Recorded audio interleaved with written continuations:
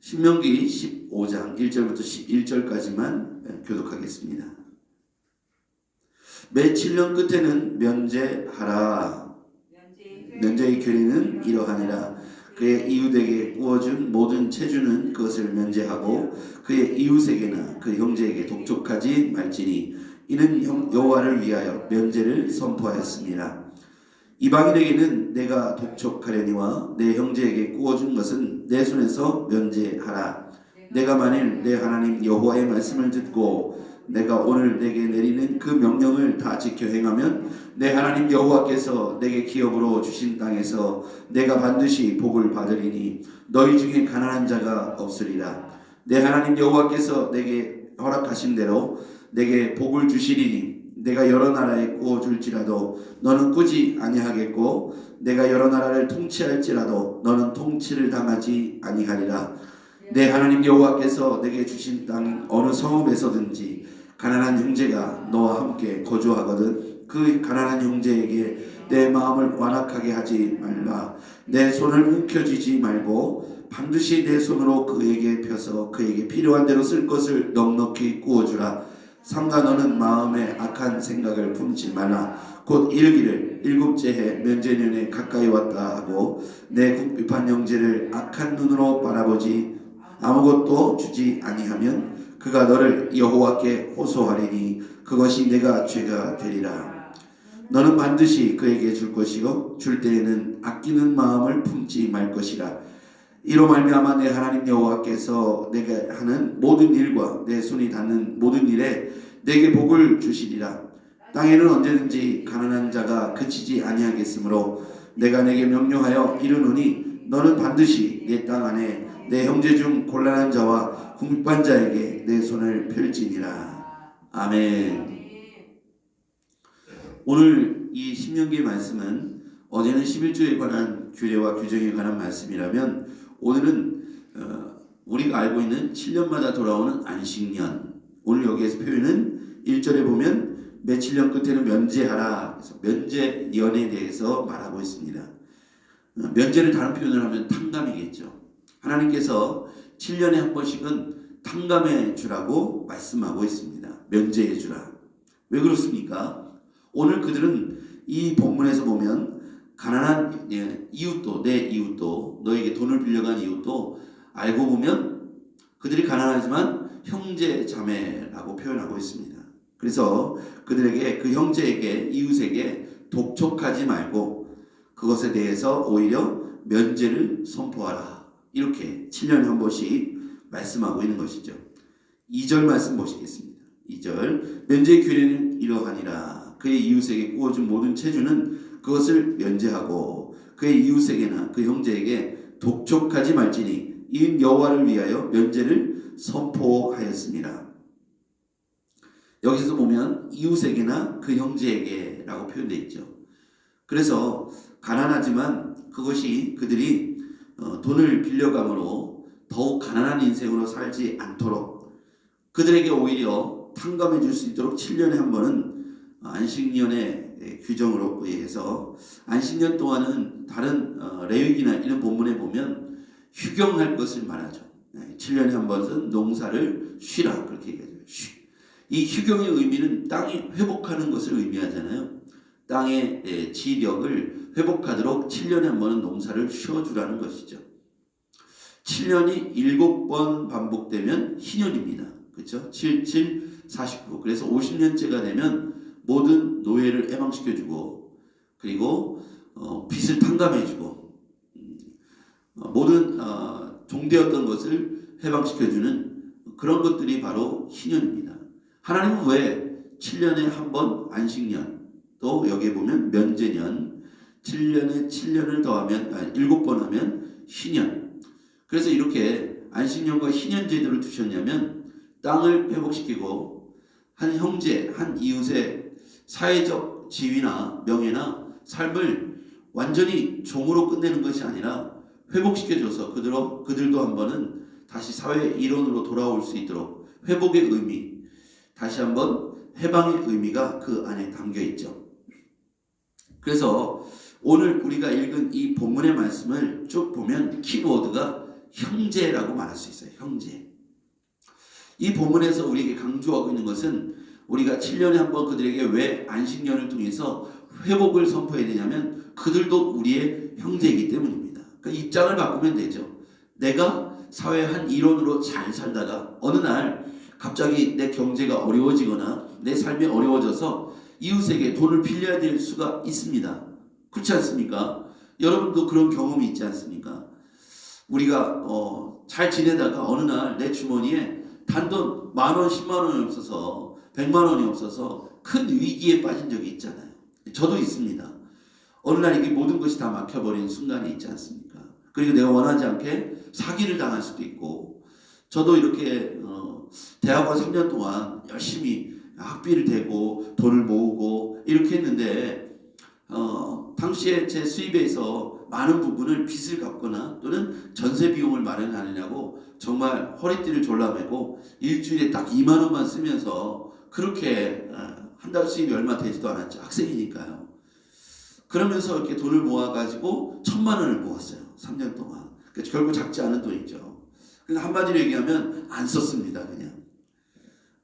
그랬는데 그거를 이제 천안에 풀타임 전사로 갔을 때 갑자기 거기에서 2차 저차에서 돈을 믿거라 하는 믿는 사람인데 믿음의 사람인데 그 사람이 의도적으로 어쨌든 고의적이죠. 자기는 그러려고 한 건 아니지만 어쨌든 처음에 그 돈을 속여서 저에게 그 돈 보증금 1,200만 원을 제가 잃어버리게 됐어요. 여러분 생각해 보세요. 그러고 나니까 제가 돈이 하나도 없는 거예요.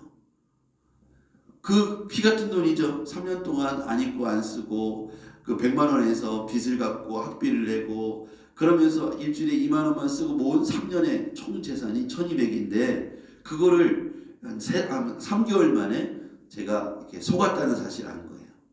그 사람이 하지 말아야 할 전전세를 놓은 거예요. 그래서 저는 그걸 가지고 이제 잃어버렸으니까 당장 갈 집이 없잖아요. 돈도 없고요. 그때 제게 도움을 주었던 손길들이 있었어요. 단돈 100만 원이 없습니다. 근데 이제 집이 없잖아요. 이제 길거리에 나앉게 생긴 거예요. 저는 그 당시에 풀타임 전도사였고요. 그런데 어쨌든 제가 누군가의 도움으로 집을 얻게 되었고 그 이후에 이제 제가 청주에 오는 과정에서도 저에게 아무 조건 없이 돈을 빌려줬던 사람이 있었어요. 그분의 도움으로 제가 이렇게 얻을 수 있었고 조그만한 거처를 얻을 수 있었고 거기에서 이제 돈을 다시 모아서 이제 학원 강사를 하면서 돈을 모아가지고 전도사를 하면서 학원 강사를 해서 돈을 모아서 그 빚을 이제 1,500만 원 빚을 갚을 수가 있었어요. 제가 왜 이 말을 하냐면 이렇게 살면서 내가 원하지 않지만 제대로 나는 열심히 살려고 했지만 이렇게 잃어버리게 되고 또는 어려움을 만날 수도 있었다는 것이죠. 그런 과정들을 통해서 누군가 저에게 탕감해 주거나 아무 조건 없이 빚을 빌려줬던 사람들에 의해서 제가 다시 삶의 자리에 세워질 수 있었고 목회자의 삶을 영위할 수 있었다는 거예요. 그래서 저는 그 당시에 마음이 굉장히 힘들고 어려운 시간을 보냈지만 형제라고 표현하고 내게 아무 조건 없이 그렇게 대해줬던 내 이웃 사람들 그들이 나를 형제로 되어줬고 형제로서의 삶의 지위를 회복시켜 주는데 큰 도움을 줬다는 것이죠. 오늘 그래서 오늘 우리가 읽었던 2절에도 보면 그 이웃에게 그 형제에게 독촉하지 말지니 이는 여호와를 위하여 면제를 선포하였습니다. 그렇게 되어 있죠. 자, 그 다음에 5절 말씀 볼까요?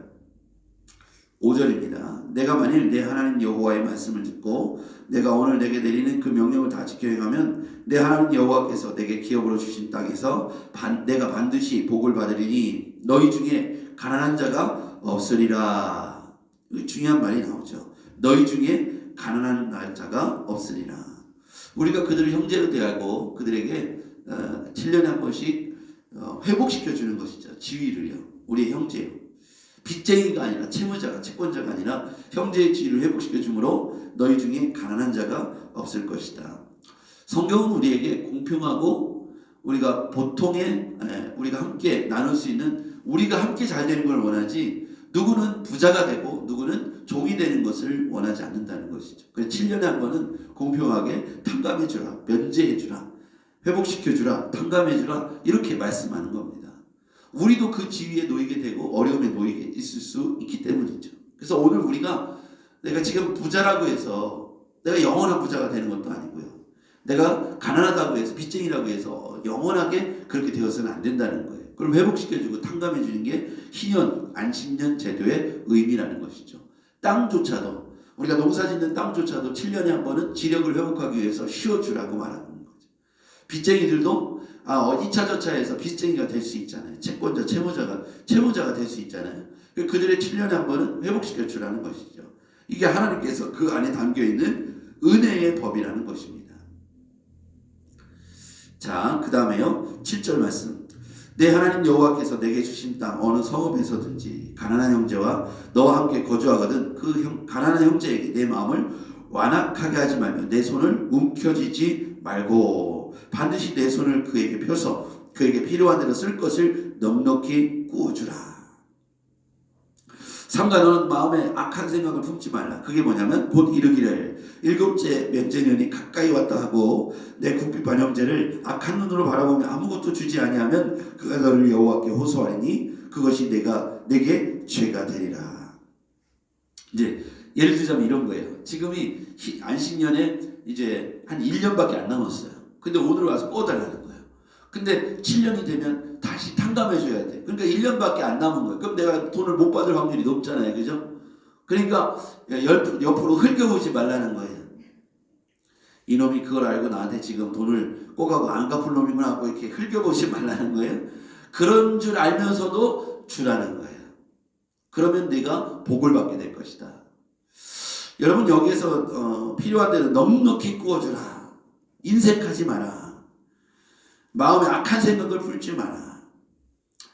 그 왜 그럴까요? 15절로 가볼게요. 15절 같이 읽어봐요. 시작. 너는 애굽 땅에서 종되었던 것과 내 하나님 여호와께서 너를 속량하셨음을 기억하라. 입장 바꿔 생각해라는 거예요. 너를 구원한 자가 누구며 네가 어렵게 되었을 때 너를 도움을 준 자가 누구냐? 내가 너를 그렇게 회복시켜주고 도와주지 않았느냐?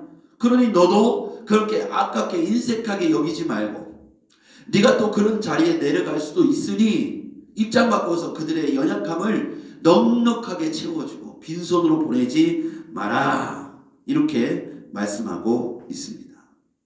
여러분 오늘 하나님께서 우리에게 베푸시는 은혜는 이 땅에 고통받는 사람들은 그치지 않을 거라는 거예요. 이런 사람들은 앞으로도 많을 것입니다. 근데 하나님은 우리에게 인색하거나 넉넉하지 아니하는 것들을 죄라고까지 표현하고 있습니다. 언젠가 우리는 누군가에게 도움을 받은 사람들이고 누군가에 의해서 힘을 얻은 사람들이에요. 그래서 우리는 하나님께 받은 은혜가 그와 같이 크고 놀랍기 때문에 지금 오늘 우리가 그런 것들을 베풀고 나눠주기를 인색하게 여기지 말라는 말씀을 기억해. 그래서 오늘 우리가 살 때 내게 10,000원이 있거든. 5,000원을 갈라서 오늘 내게 눈에 띄는 내 이웃에게 빵 한 조각을 선물하면서 그에게 힘과 회복을 나누어주고 이게 바로 샬롬의 정신이요 하나님의 정신이라고 말씀하고 있습니다. 내가 정말 힘들 때는요 10,000원이 없어서 힘들었던 때가 있었을 거고 50만원 100만원이 없어서 두려움과 공포를 느꼈을 때가 있었을 겁니다. 생각해보면 1년 전에 내 주머니에 있는 100만원이 지금 내 주머니에 없어요. 그렇죠? 돈이라는 건 들어왔다가 나가게 돼 있어요. 오늘 그냥 훅 나가는 이 돈을 하나님의 이름으로 예수 그리스도의 이름으로 누구에게인가 선을 베푼다면 내가 할 수 있는 선에서요. 그게 10,000원이 됐든 5,000원이 됐든 1,000원이 됐든 10만원이 됐든 내가 할 수 있는 선이죠. 그게. 나는 1,000만원 1억 원을 기부를 못해도 내가 할 수 있는 단돈 5,000원 1,000원 만원을 누군가를 위해서 그것을 내어줄 수 있다면 그것이 오늘 여호와께서 우리를 향한 교회를 향한 성도들을 향한 또 나를 향한 샬롬의 정신이요 하나님의 은혜가 흘러내려간다는 표현이 바로 그것일 겁니다. 오늘 그것을 통해서 하나님의 은혜가 오늘 우리를 통해서 넉넉히 흘러가기를 주의 이름으로 축복합니다. 하나님은 우리에게 오늘 무엇을 약속했어요? 그럼 내가 너희에게 더 많은 것으로 후히 넉넉하게 채워줄 것이고 네가 하는 일마다 잘되게 할 것이고 복받게 할 것이다 라고 약속해 주고 있습니다.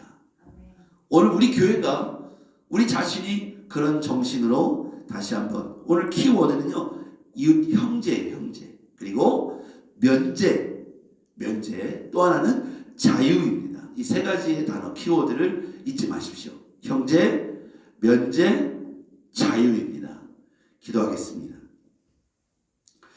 전능하신 아버지 하나님, 오늘 주신 말씀 속에 키워드를 발견했습니다.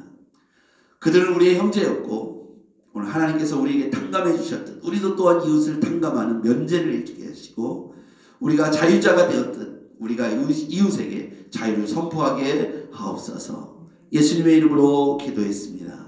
아멘.